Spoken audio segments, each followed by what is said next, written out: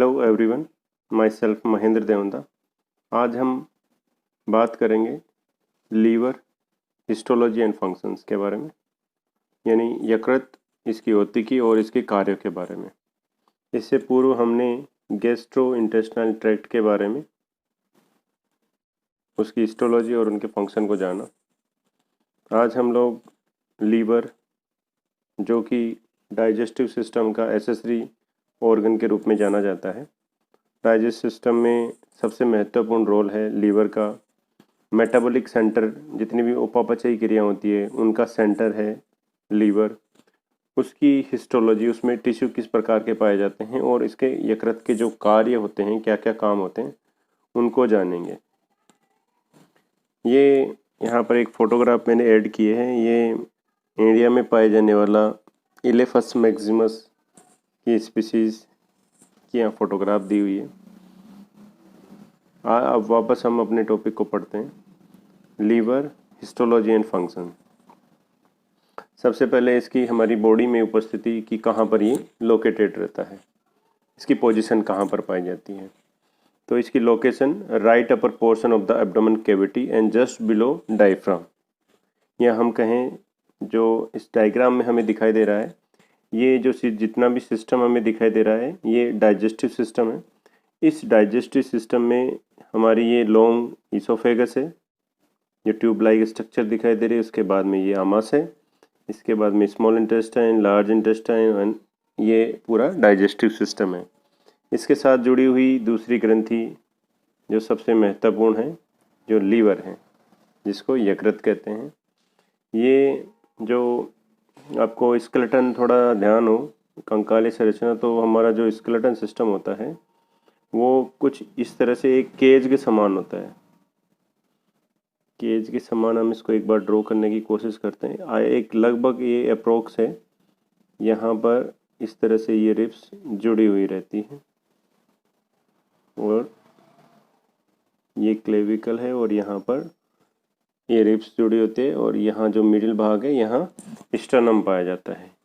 जो रिब्स का अंतिम छोर भाग होता है वहाँ एक स्ट्रक्चर पाई जाती है जिसको डायफ्राम कहते हैं। उसके जस्ट नीचे की तरफ लीवर पाया जाता है, यकृत पाया जाता है। हम इसी लीवर के बारे में जानेंगे। इसको नाम दिया गया है, अब आप समझ रहे होंगे कि एब्डोमिनल कैविटी क्या है, या हम कहें इसको आमाशय कैविटी क्या है। तो जो ये आपको भाग दिखाई दे रहा है जिसमें ये डाइजेस्टिव सिस्टम स्थित है, उस पार्ट को हमने एब्डोमिनल कैविटी नाम दिया गया है। ओके, ये तो हुई लीवर की पोजीशन। अब हम बात करते हैं इसकी एनाटॉमी के बारे में। एनाटॉमी को हम देखें तो एनाटॉमी सबसे पहले इसमें इसका कलर देख लेते हैं। कलर में सबसे इसका डार्क ब्राउन कलर होता है। ये largest gland in human body, मनुष्य के शरीर में पाई जाने वाली सबसे बड़ी ग्रंथि के रूप में जाना जाता है। एंड सेकेंड लार्जेस्ट ऑर्गन्स, यहाँ पर हमें ध्यान रखना है, यहाँ पे ऑर्गन लिखा हुआ है, यानी अंग के रूप में देखें तो ये दूसरे सबसे बड़े अंग के रूप में जाना जाता है। सबसे जो फर्स्ट नंबर पे कहें कि सबसे लार्जेस्ट अंग के रूप में जो जाना जाता है वो स्किन है, त्वचा है। अब आगे इसके बारे में देखते हैं। It is essential for life, यह है जीवन के लिए महत्वपूर्ण होती हैं। क्यों इसलिए इसको नाम दिया गया है वाइटल ऑर्गन। ऐसे ऑर्गन जो हमारे जीवन के लिए सबसे ज़्यादा ज़रूरी होते हैं, उनके बिना हम जी नहीं सकते, हमारा जीवन ह्यूमन बॉडी कार्य नहीं कर सकती है, उनको वाइटल ऑर्गन कहते हैं। क्योंकि because it conduct a vast role in biochemical and metabolic functions, क्योंकि ये बायोकेमिकल रिएक्शंस में और मेटाबॉलिक फंक्शंस में जितनी उपापचयी क्रियाएं हैं उनमें इनका महत्वपूर्ण योगदान होता है। इसके बाहर की तरफ कवर पाया जाता है। तो सबसे बाहर की तरफ, मतलब अगर लीवर के बारे में बात करें तो इसके कवर पाया जाता है ग्लिसन कैप्सूल। ये फाइब्रस कनेक्टिव टिश्यू का बना होता है, उत्तक का प्रकार है। और इस ग्लिसन कैप्सूल के ऊपर एक और पेरिटोनियम का आवरण पाया जाता है, जो कि पेरिटोनियम का आवरण पाया जाता है, जिसको डेंस इरेगुलर कनेक्टिव टिश्यू नाम दिया जाता है। नेक्स्ट हम बात करें एनाटॉमी ऑफ लीवर के बारे में। तो एनाटॉमी में हमें इसकी संरचना में हमें इसको दो रूप से दो पार्ट्स में, दो प्राइमरी लोब्स में डिवाइड कर सकते हैं। फर्स्ट है राइट लोब्स एंड सेकंड है लेफ्ट लोब। जो राइट साइड में पाया जा रहा है उसको राइट लोब, और जो लेफ्ट साइड में स्थित है उसको लेफ्ट लोब नाम दिया जा रहा है। यहाँ डायग्राम में हमें भी दिखाई दे रहा है कि जो ये बड़ा जो भाग है लीवर का, ये राइट लोब है, और दूसरा जो लेफ्ट की तरफ है जो छोटा भाग है वो लेफ्ट लोब है। ओके, एंड नेक्स्ट हम बात करते हैं both lobe are attach with falciform ligaments. ये हमें ध्यान रखना है। फाल्सिफरम लिगामेंट, जो ये आपको स्ट्रक्चर दिखाई दे रही बीच में वाइट कलर की, ये फाल्सिफरम लिगामेंट है। इसको नाम rudimentary part of parietal peritoneum. ये रूडिमेंट्री यानी पैरेटल पेरिटोनियम का ये अवशेषी भाग है जिससे ये फाल्सिफॉर्म लिगामेंट का फॉर्मेशन होता है। ये लीवर जैसे आपको दिखाई दे रहा है, इसके जस्ट ऊपर की तरफ आपको जो कवरिंग दिखाई दे रही है वाइट कलर की, ये एक्चुअली डायफ्राम है, यानी ऊपर की तरफ से डायफ्राम में कवर रहता है। According to anatomist, right lobe considered inferior quadrate lobe and posterior quadrate lobes, and on the basis of blood supply these lobe belong to the left lobe of the liver। इसको हमें ध्यान से समझना है। तो यहाँ पर जो राइट लोब है उसके पास हम दो lobes, quadrate lobes and quadrate lobes, ये दो लोब हैं। इनको माना गया है कि ये राइट लोब के पार्ट हैं। एनाटोमिकली इनको देखें, इनकी एनाटोमी के आधार पर इनको समझें तो ये राइट लोब के पार्ट है। लेकिन अगर इनको ब्लड सप्लाई जो सर्कुलेट हो रही है उसके आधार पर इनको लेफ्ट लोब का भाग माना जाता है। ओके, आप सोच रहे होंगे कि ये क्वाड्रेट लोब और क्वाड्रेट लोब हमें क्यों नहीं दिखा रही। ये हमें जो सामने जो पार्ट जो दिखाई दे रहा है वो एंटीरियर पोर्शन है। पोस्टीरियर की बात करें, हम बैक साइड की बात करें इस लीवर की, तो वहाँ पर दोनों पार्ट्स दिखाई देते हैं। इसी को वापस और देख लेते हैं, इसके देख लेते हैं। जो आपको बड़ा पार्ट दिखाई दे रहा है उसके पास में एक गोल ब्लैडर पाया जा रहा है। गोल ब्लैडर से एक ट्यूब निकलती है जिसको सिस्टिक डक्ट नाम दिया गया है। इसी के पहले एक कॉमन हिपैटिक डक्ट है, और ऊपर जाएं तो एक लेफ्ट हिपैटिक डक्ट, और दूसरी तरफ राइट वाले लीवर लोब में right hepatic duct. Right hepatic duct and left hepatic duct दोनों आगे आकर कॉमन हिपैटिक डक्ट का फॉर्मेशन करते हैं, और जब ये सिस्टिक डक्ट में आपस में मिलती है उसके बाद में ये कॉमन हिपैटिक डक्ट का फॉर्मेशन करती है। देन ये आगे जाके ड्यूडेनम में जाके एक एम्पुला के थ्रू ड्यूडेनम में खुल जाती है, यानी यहाँ से बाइल जो इंटेस्टाइन है उसके पार्ट में आ जाता है। नेक्स्ट हम बात करें हिस्टोलॉजी ऑफ लीवर की, ऊतकी के बारे में। तो microscopic structure of liver histology में की जाती है स्टडी। अब हमने हिस्टोलॉजी के आधार पर इसको कुछ पार्ट्स में हमने डिवाइड कर लिया है, जिसमें सबसे पहले हिपेटोसाइट्स। हिपेट का मतलब होता है लीवर और साइट्स का मतलब होता है सेल, यानी इसको ये जहाँ पर भी हिपेट वर्ड आएगा तो उससे हमें ध्यान रखना है कि वो लीवर के बारे में बातचीत कर रहे हैं। मेजर फंक्शन सेल्स जो हिपेटोसाइट्स हैं वो मुख्य कार्य करने वाली कोशिकाएं हैं लीवर में। मेटाबॉलिकली फंक्शन होता है, सिक्रीशन का इनका कार्य होता है। These cells form hepatic plates, 1 or 2 cells layers and separated by large capillary space called liver sinusoids। In sales जो ये सेल्स हैं वो प्लेट्स के रूप में होते हैं। अभी डायग्राम में देखते हैं कि किस तरह की ये प्लेट्स होती हैं। ये हिपेटिक प्लेट्स का फॉर्मेशन करती है, और हिपेटिक जो प्लेट्स हैं वो 1 या 2 सेल्स की लेयर के रूप में पाई जाती है। हम इसको इस तरह समझ सकते हैं कि ये इस तरह एक प्लेट हो गई और दूसरी तरफ दूसरी प्लेट, ये 2 प्लेट्स का फॉर्मेशन करती है, और इनके बीच में एक कैपिलरी पाई जाएगी। अभी डायग्राम में इनको देखेंगे, क्योंकि इनको इन सेल्स को सेपरेट किया हुआ है बाय लार्ज कैपिलरी स्पेस। जो इनको ब्लड सप्लाई करेगी उन कैपिलरीज के थ्रू ये सेपरेट होते हैं। इन यहाँ कैपिलरीज को साइनोसॉइड नाम दिया जा रहा है। नेक्स्ट हम बात करें लीवर लोब्यूल्स के बारे में। जो लीवर लोब्यूल्स जो है उसको फंक्शनल यूनिट ऑफ लीवर कहा गया है, मेड बाय हिपेटिक प्लेट्स। ये हिपेटिक प्लेट्स के थ्रू बनने वाली संरचनाएं हैं। In center of each lobules contain a central vein. अभी सब चीज़ क्लियर हो जाएगी कि सेंट्रल वेन कहाँ पर है, साइनोसॉइड कहाँ पर है, लीवर लोब्यूल्स कहाँ पर है। In center of each lobules contain a central vein and at the periphery hepatic portal vein and hepatic artery. यहाँ पर हिपेटिक पोर्टल वेन है और हिपेटिक आर्टरी है, दोनों को हमें समझना है। हिपेटिक पोर्टल जो वेन है वो आती है गैस्ट्रो इंटेस्टाइनल ट्रैक्ट व बॉडी के अन्य पार्ट से जितना भी ब्लड होता है वो कलेक्ट होके लीवर में आता है। इसके अलावा जो हिपेटिक आर्टरी है सीधा ब्लड से इसको लीवर को ब्लड सप्लाई के रूप में हिपेटिक आर्टरी पाई जाती है। ओके, एक स्ट्रक्चर का फॉर्मेशन होता है पोर्टल ट्रायड, जो बाइल डक्ट, हिपेटिक आर्टरी और हिपेटिक वेन के तीनों के आपस में जुड़ने से पोर्टल ट्रायड का फॉर्मेशन होता है। एक्चुअली इसको शुरू में जब आगे देख लेते हैं, इसको जो पोर्टल ट्रायड नाम दिया गया क्योंकि यहाँ पर 3 स्ट्रक्चर ओपनिंग हो रही है। ये है लीवर, यकृत, इसका ये राइट लोब है, ये राइट लोब है और दूसरी तरफ लेफ्ट लोब है। यहाँ 3 सप्लाई है डक्ट्स की। इन्फीरियर वेना कावा, जिसमें जितना भी जो लीवर से जितना भी ब्लड होगा वो जाके हार्ट में जाने से पहले इन्फीरियर वेना कावा में उड़ेला जाता है या वहाँ से वो कनेक्ट रहती है। हिपेटिक आर्टरी जो ब्लड सप्लाई का काम करती है और हिपेटिक पोर्टल वेन से ब्लड इसमें आता है। ओके, ये है इस यहाँ से टिश्यू लिया हुआ है इसकी स्टडी। इसमें हमें हिपेटोसाइट्स जो लीवर सेल्स है वो दिखाई दे रही है, यकृत की कोशिकाएं हैं। हिपेटिक लेमिना जो कि हिपेटिक सेल्स के आपस में जुड़ने से प्लेट्स के फॉर्मेशन से जो निर्माण हो रहा है वो हिपेटिक लेमिना, उसको नाम दिया गया है। या हम इसको कहें कि हिपेटिक प्लेट्स, इसको नाम दूसरा दे सकते हैं। नेक्स्ट है हिपेटिक साइनोसॉइड। ये आपको जो कैपिलरीज दिखाई दे रही है लॉन्ग, ये हिपेटिक साइनोसॉइड है।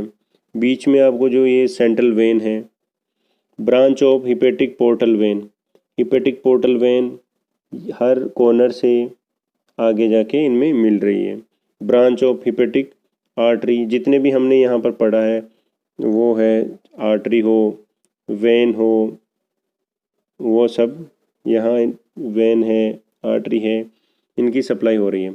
इसके अलावा जो हिपेटोसाइट सेल्स जो बाइल का फॉर्मेशन कर रही है, उन बाइल्स की छोटी छोटी नलियों के थ्रू वो बाइल डक्ट में आते हैं। इसके बीच में कुछ कनेक्टिव टिश्यू भी पाया जाता है। इसी संरचना को लार्ज करके और दिखाया गया है, इसको समझ लेते हैं। बीच में ये सेंट्रल वेन है, ये जो यहाँ पर दिखाई हुई है सेंट्रल वेन, यही सेंट्रल वेन यहाँ पर है। अब इसमें जो बाइल का यहीं से देख लेते हैं। ये जो बाइल का फॉर्मेशन होता है ये इस तरफ, इसका फ्लो इस तरफ होता है, जबकि जो ब्लड का इसमें सप्लाई होती है वो अंदर की तरफ, बीच की तरफ होती है, हम कहें सेंटर की तरफ होती है। ओके, ये है बाइल कैनालिक्यूली। इसमें बाइल जो हिपेटोसाइट्स है वो बाइल का फॉर्मेशन करती है और इन कैनालिक्यूल्स में आ जाती हैं। इसके बाद में ये बाइल डक्ट का फॉर्मेशन करती है। Branch of hepatic portal when, ये सेंट्रल वेन की तरफ ब्लड फ्लो करती है। Branch of hepatic artery, hepatic artery भी अंदर की तरफ सेंट्रल वेन की तरफ ब्लड का फ्लो करती है। हिपेटिक लेमिना, ये जो हिपेटोसाइट्स हैं वो प्लेट्स के फॉर्मेशन कर रही है। हिपेटोसाइट्स, एक सिंगल सेल को हमने हिपेटोसाइट नाम दिया गया है। इसके अलावा जो ये आपको जो साइनोसॉइड जो है जिसमें ब्लड फ्लो हो रहा है, कैपिलरीज हैं, वहाँ उनके बीच बीच में कुछ सेल्स पाई जाती है जिनको नाम दिया गया है कुफर सेल्स, या इनको स्टेलाइट रेटिकुलो एंडोथीलियल सेल भी कहते हैं। ये फैगोसाइटिक फंक्शन करने का काम करती है। जो भी इस ब्लड में जितने भी बैक्टीरिया होंगे और आरबीसी डब्ल्यूबीसी का पार्ट होगा उनको डिस्ट्रॉय करने का कुफर सेल काम करती है। इसके अलावा कुछ का कनेक्टिव टिश्यू पाया जाता है। ये तो हो गया इस, हाँ, एक इस तरह ये लोब्यूल्स पाया जा रहा है, एक लोब्यूल्स है और ये इसकी लार्ज करके संरचना दिखाई गई है। ये हमें दोनों स्ट्रक्चर ध्यान रखनी है। इसमें मोस्टली हमें जो ध्यान रखने की बातें हैं वो कुफर सेल्स को हम लोग ध्यान रखेंगे। जो इनकी जो ब्लड सप्लाई है जो साइनोसॉइड से हो रही है वो हमें ध्यान रखना है। ऑल ओवर हम इस डायग्राम को एक बार अपनी बुक में बना लेंगे। नेक्स्ट हम बात करते हैं हिस्टोलॉजी ऑफ लीवर में। उसी के पार्ट्स में बाइल कैनाली को हम देख रहे थे, जिसमें से क्या हो रहा था, हिपेटोसाइट जो सेल्स हैं वहाँ से ब्लड कलेक्ट करने का काम छोटी छोटी डक्ट्स करती है, स्मॉल कैनाल्स हैं। Hepatocyte secreted bile into bile canalicules. Hepatocyte secrete कर रहे हैं बाइल कैनालिक्यूल्स में। From bile canalicules bile pass into bile ductules. Bile canalicule से बाइल डक्ट्यूल्स में आता है और उसके बाद में बाइल डक्ट में बाइल आ जाते हैं, जिसको पित्त कहते हैं। नेक्स्ट है हिपेटिक साइनोसॉइड। हिपेटिक, जो हिपेट वर्ड हमने अभी जाना था कि ये लीवर के लिए यूज़ होता है, तो हिपेटिक साइनोसॉइड ऐसी कैपिलरीज जो हिपेट में पाई जाती है, लीवर में पाई जाती है, इसलिए इसको नाम दिया गया है hepatic sinusoid. Sinusoid are lined with Kupffer cells. ये जो कैपिलरीज है, जैसे इसको बनाएं, ड्रॉ करें, ये जैसे कैपिलरीज है तो ये क्या है कि पूरी तरह से ये क्लोज नहीं रहती है, तो ये बीच बीच में कुफर सेल्स पाई जाती हैं, कुछ सेल्स पाई जाती हैं। ये सेल्स फैगोसाइटिक फंक्शन करती हैं। Renal artery and hepatic portal vein pass their product into blood capillaries that is situated between row of hepatocytes.